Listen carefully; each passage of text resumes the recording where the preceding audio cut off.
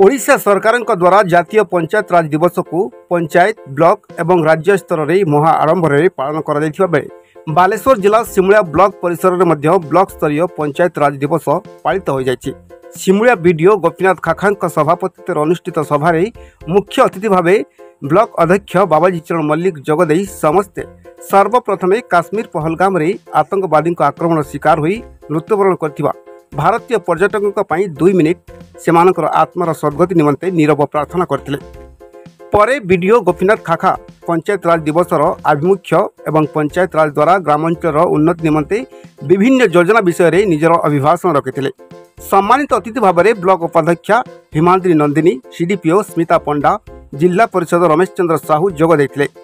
एही सभारे मुख्यतः राज्य सरकार पंचायत स्तर में कार्यकारी होतुवा लोकाभिमुखी योजना विषय में हिताधिकारी को सूचना दि जाए।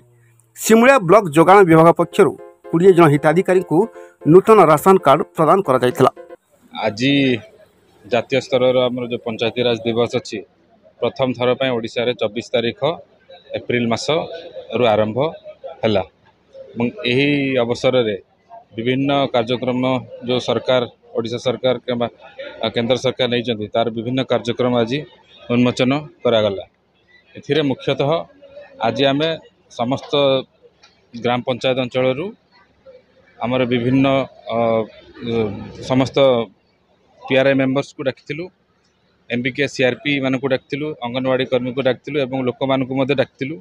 पंचायती राज दिवस विषय में सविशेष धारणा दिगला एवं तांकर जहाँ भी योजना रही लोकों बेनिफिट से विषय में अवगत कर दिगला। ता बाद आज नूतन राशन कार्ड जो लॉन्च होवार सरकार घोषणा करथिले ता प्रारंभिक भाव में आज किछि हिताधिकारी को आम नूतन राशन कार्ड आज वितरण कलु।